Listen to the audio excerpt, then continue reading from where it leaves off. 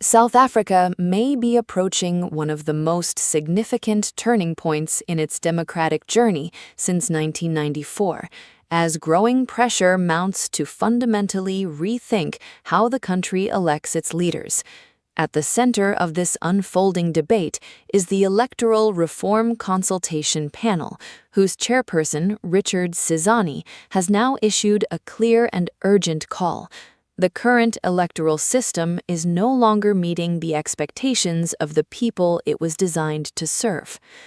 This is not a minor policy discussion. It is a warning signal about the health of South Africa's democracy itself.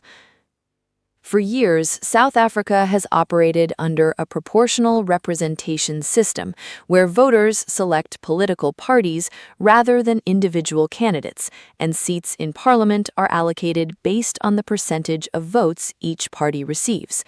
While this system was initially praised for its inclusivity and fairness during the country's democratic transition, critics now argue that it has created a growing disconnect between elected officials and the communities they are meant to represent. According to Sizani, public frustration is no longer subtle, it is becoming impossible to ignore. Communities across the country are increasingly expressing dissatisfaction with a system that, in their view, allows political leaders to remain insulated from direct accountability.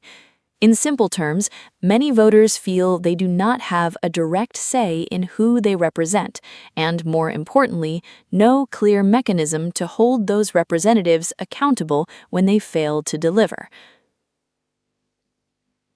There is a growing perception that the system does not adequately reflect the will of the people, Sizani has indicated in recent discussions, pointing to extensive public consultations conducted by the panel.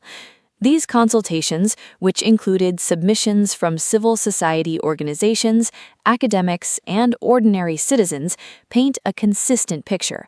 South Africans want a system that brings leaders closer to the people. At the core of the proposed reforms is the idea of introducing a hybrid electoral model, one that combines the existing proportional representation system with elements of constituency-based representation.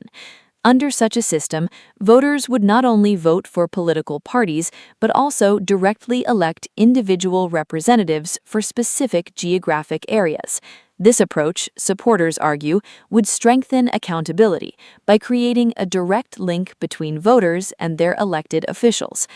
But this proposal is not without its challenges.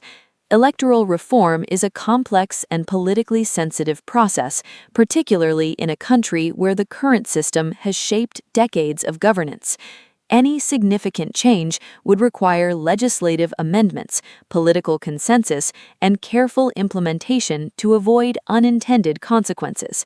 There are also concerns that introducing constituency-based elements could disadvantage smaller parties, potentially altering the balance of political power in ways that may not be immediately predictable. Despite these concerns, the urgency of the conversation is being driven by a deeper issue: declining public trust in democratic institutions. Voter turnout trends, particularly in recent elections, have shown signs of fatigue and disengagement. For many analysts, this is a red flag. A democracy cannot function effectively if citizens begin to feel that their participation does not meaningfully influence outcomes. This is why the panel's recommendations are being framed not just as reforms, but as a necessary intervention to restore confidence in the democratic process. The message is clear. Without change, the gap between the electorate and those in power may continue to widen. At the same time, political parties are watching these developments closely and not without concern. Any shift in the electoral system could reshape campaign strategies, alter voter dynamics, and redefine how power is contested and exercised. For established parties, the current system offers predictability. For emerging voices, reform could either open new opportunities or create new barriers. This tension sets the stage for what could become a highly contested national debate in the months ahead. Because electoral systems are not just technical frameworks, they are the foundation of political power, and any attempt to change that foundation will inevitably raise difficult questions about who benefits, who loses, and what kind of democracy South Africa wants to build moving forward. What makes this moment particularly significant is the timing. With future elections on the horizon, the window for meaningful reform is narrowing. Delays in decision-making could mean that the current system remains in place longer than many believe is sustainable, further entrenching the very issues the panel is trying to address. For ordinary South Africans, however, the issue is more straightforward.